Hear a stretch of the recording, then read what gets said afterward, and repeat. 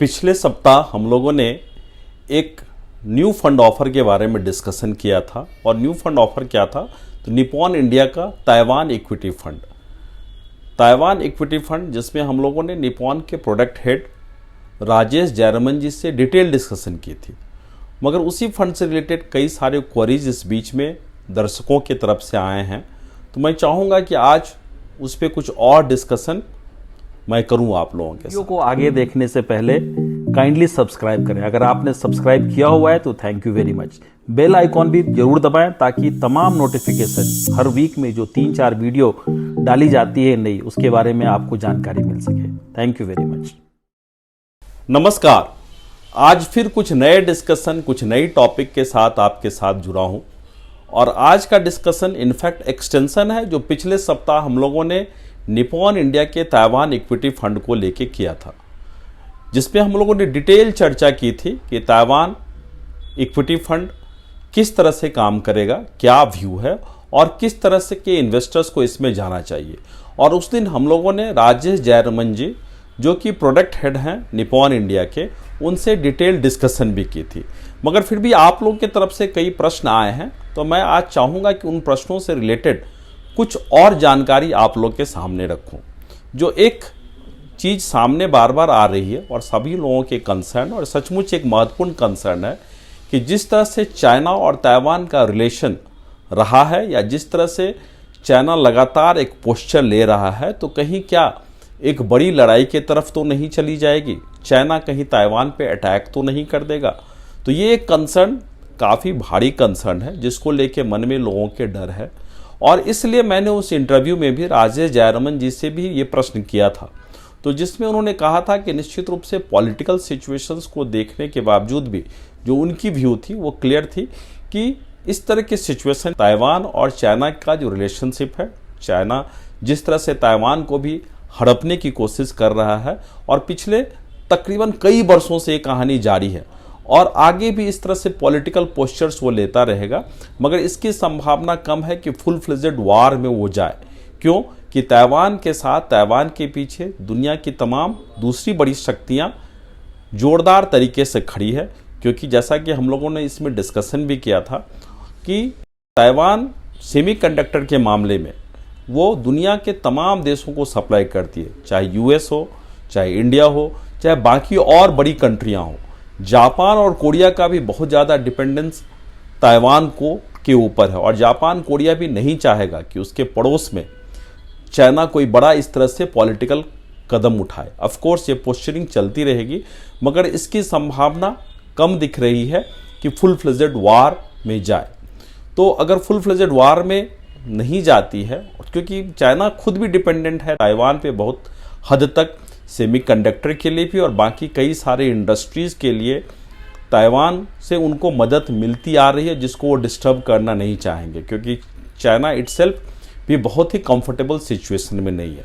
Geopolitical risk तो निश्चित रूप से है, मगर इस रिस्क की संभावना कम दिखती है। तो उसके बेसिस पे ऑफ कोर्स जब आप इक्विटी मार्केट में इन्वेस्ट करते हैं और किसी कंट्री स्पेसिफिक फंड में इन्वेस्ट करते हैं तो निश्चित रूप से आप अधिक रिस्क लेंगे, इसमें कोई शक की बात नहीं है, रिस्क तो आप लेंगे, मगर सिर्फ पॉलिटिकल रिस्क को ही रिस्क समझेंगे तो भी सही नहीं। तो पॉलिटिकल रिस्क अपने आप में रिस्क है, इसको जान के समझ के तब अगर आप इसमें इन्वेस्ट करना चाहें तो जरूर से जरूर इन्वेस्ट करें।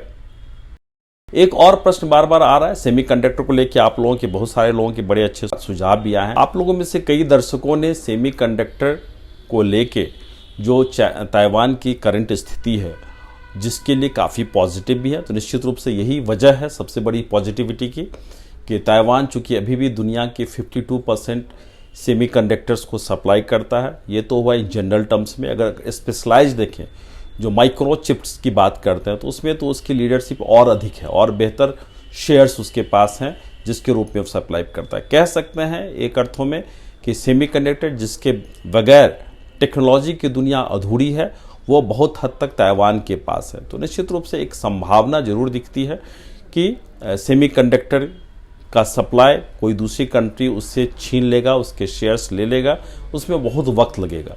तो अभी जो समय है इसमें ताइवान एक अच्छा बेट दिखता है और हमें इसलिए एक छोटा एलोकेशंस अगर हमें ठीक लगता है तो हम सोच सकते हैं अपने रिस्क को देखते हुए, समझते हुए।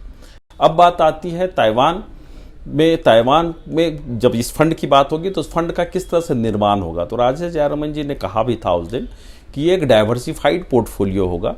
Diversified portfolio semiconductor related industries तो एक मेजर शेयर्स होंगे ही इसमें, मगर साथ साथ बाकी इंडस्ट्रीज के भी कंपनीज के होंगे, जिसमें 30 से 40 कंपनीज ताइवान रिलेटेड कंपनीज में इन्वेस्टमेंट इस फंड के माध्यम से किया जाएगा, जिसमें पॉसिबिलिटी है कि फाइनेंस जगत से जुड़ी हुई कंपनियां भी इसमें शरीक हों। ये फंड मैनेजर उस वक्त के वैल्यूएशंस के हिसाब से, उस वक्त किन कंपनियों में इन्वेस्ट करना है उसके हिसाब से वो डिसीजन अभी लेंगे और आगे भी उस डिसीजंस में जो भी फेरबदल उन्हें ज़रूरत पड़ेगी वो करते रहेंगे। तो निपॉन इंडिया का एक ट्रैक रिकॉर्ड रहा है कि अच्छे फंड डिलीवर करते हैं, अच्छे रिटर्न जनरेट करते हैं, मगर जब भी हम इन्वेस्टमेंट की बात करते हैं दैट टू एक ऐसे थीम में जो कि एक कंट्री स्पेसिफिक है, तो जैसा कि मैंने पहले भी कहा था, आज फिर रिपीट करूंगा, तो निश्चित रूप से रिस्क रिलेटेड इन्वेस्टमेंट है। हायर रिस्क होते हैं मगर रिटर्न की गुंजाइश में इसमें अधिक होती है। नंबर 2, चूंकि ये ग्लोबल फंड है तो इसका टैक्सेशन जो है, मैं फिर से रिपीट करूं, टैक्सेशन जो होगा वो डेट का होगा, यानी कि 3 साल के बाद ही आपको लॉन्ग टर्म कैपिटल गेन की बेनिफिट मिलेगी। तो जब भी आप इसमें इन्वेस्ट करें तो थोड़े लंबे समय सोच के करें। अगर आपको इसमें इन्वेस्ट करना है तो आप खुद इसका ड्यू डिलीजेंस करें, इसके डिटेल को पढ़ें, समझें और तब इसमें इन्वेस्ट करें। अगर आप किसी प्रोफेशनल से जुड़े हैं तो उनसे भी इसकी राय अवश्य ले लें, ये मेरा सुझाव है। अगर आपके मन में और कोई प्रश्न हो इन्वेस्टमेंट रिलेटेड, ताइवान फंड से रिलेटेड या किसी और इन्वेस्टमेंट इकोनॉमी या फाइनेंस से रिलेटेड, तो कृपया आइए हमारे चैनल पे आके कमेंट करें ताकि मैं आने वाले दिनों में वो जानकारियों के साथ पुनः आपके सामने प्रस्तुत हो सकूं। तो मुझे लगता है ताइवान इंडिया से रिलेटेड आज तक जितने भी ताइवान इंडिया इक्विटी फंड से रिलेटेड जितने भी इन्फॉर्मेशन आपको चाहिए थी मैं आज फिर से आके दिया हूँ। इसके अलावा कुछ लोगों के कुछ सुझाव आए हैं कि निपॉन इंडिया के सर्विसेज को लेके वो कैसे इंप्रूव कर सकता है, तो मैंने कंसर्न उनकी टीम को इसके बारे में इन्फॉर्म किया है कि किस तरह से कि बेहतर टोल फ्री नंबर वगैरह वो बना के दें ताकि इन्वेस्टर्स को सहूलियत हो।